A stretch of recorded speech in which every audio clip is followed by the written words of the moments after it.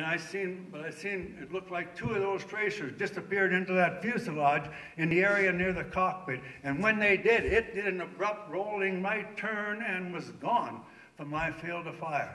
No more aircraft came back to bomb or to stray far end of the island that morning. We stayed at that gun. We got a few rounds, just a flashing shots here and there, and to or from other targets, but no more head-on turkey shoots like those first ones were. 60 years later, I was watching a news from Pearl Harbor. They had invited some of the Japanese pilots who had participated in that raid, who had survived the war, and were still able to come back to Pearl Harbor. They were interviewing them, and they asked this one, "What part did you play in that raid?" Now listen to this. He said, "I was the lead pilot of a group of 9 aircraft. Our were the aircraft and the hangars on Ford Island. That's where I was." He said, "When I went in for my first run, machine gun, dropped my bomb, I didn't see a soul. It was like the whole island was asleep. But," he said, "by the time I had came around and was lining up for my second run, I was surprised at how fast they had reacted, because," he said, "there was so much fire coming up that I turned and went elsewhere." There's the guy, I think, that dropped that very first bomb to fall at Pearl Harbor that morning. That's the guy that dropped the bomb that got to me and spilled my blood. Maybe surely some of the first, if not the very first, to fall at Pearl Harbor that morning. But in spite of that, I think I am at least one of the guys that got to him with that 50 caliber defensive machine gun fire and changed his mind about coming back and getting to us a second time. Anyway.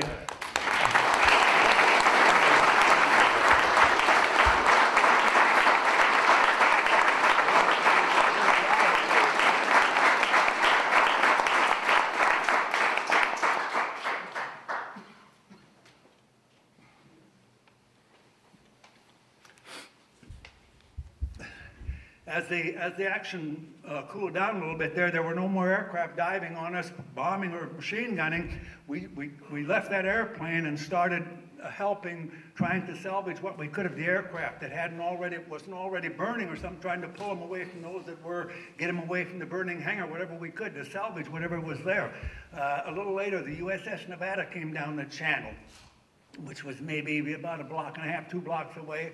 And boy, those pilots and those planes got on it like a swarm of bees. They wanted to sink it in the channel to close the harbor so enough ships could get in or out.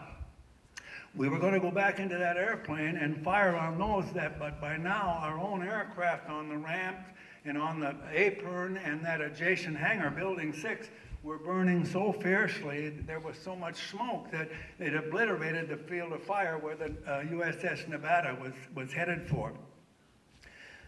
Also that afternoon, or shortly, even while we were still in the process there, a truckload of sandbags showed up. 9 years later, I got to meet the daughter of one of the public works employees that she said, well, that's what he did that morning. He was a public employee on the base. He didn't have anything else to do, so they loaded up a bunch of sandbags and brought it down there to you guys at the hangar. I often wondered where they come from. Then I know. Anyway, so we're out there building these machine gun emplacements. We didn't have any mounts for the machine gun. The only mounts we had were in the airplane. So other guys were in the shop welding up tripod mounts, makeshift mounts for those machine guns, and putting some kind of plates on the bottom of those tubular legs so we could sandbag it, because otherwise when you fire that 50 caliber machine gun, it's going to go over and you're going to go over with it. So we were doing that. Everybody, there was guys there. Do any of you have the book, December 7th, Pearl Harbor, America's Darkest Day?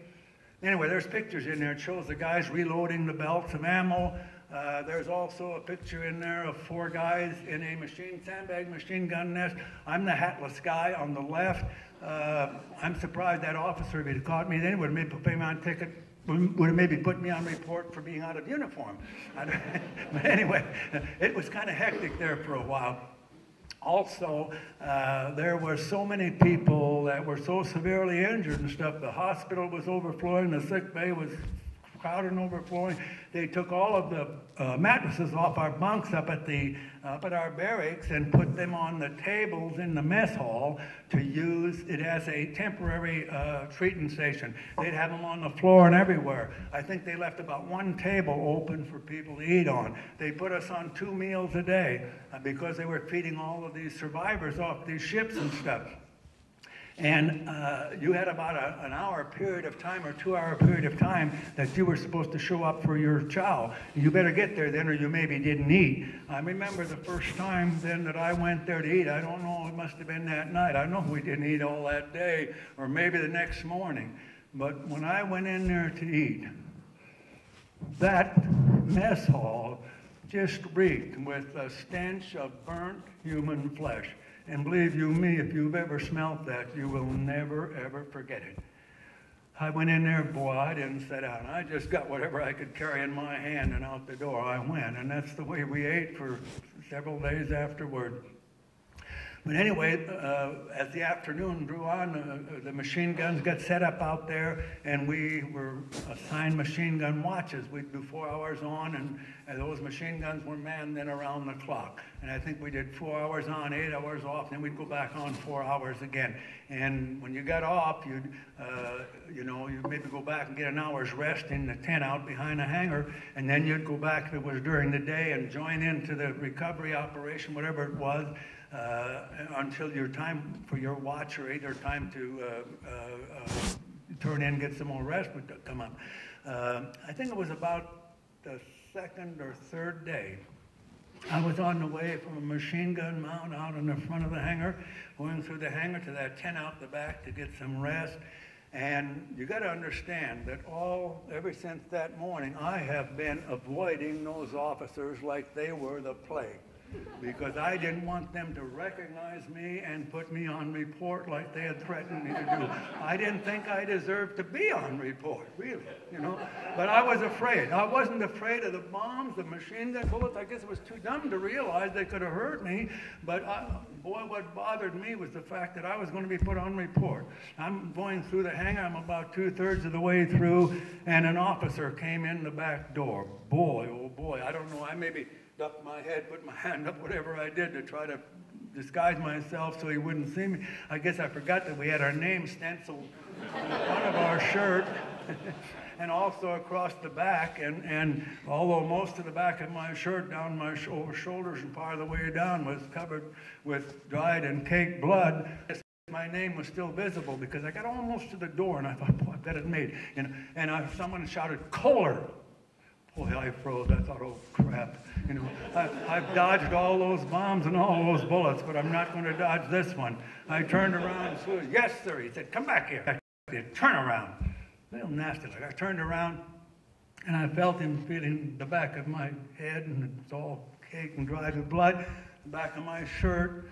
He laid his hand on my shoulder, and then with a little more compassion in his voice, he turned me around and he said, "What the hell happened to you?" I said, "Well, sir, I was in an upper level office writing a letter to my dear sweet mother when that first bomb went off, and I got some of the fragments and stuff from that, and I guess I'm still carrying it with me." He said, "Have you been to the sick bay?" I said, "No, sir. They're far too busy with people far more seriously injured than I am. I'm a country boy. We just get up, lick our wounds, and go on. I'll be all right." He said, "You get your blankety blank, you know what I mean, up to the sick bay right now, and don't you disobey this order." I knew he had me right there if he wanted me. Boy, "Yes, sir, yes, sir, no, sir, no, sir, yes, sir," whatever. And up to the sick bay I go. I don't know if any of you have been to that old building, which was the sick bay there in Port Island. It's up near the old administration building, the bachelor's officers' quarters, which somebody told me they'd been at here recently.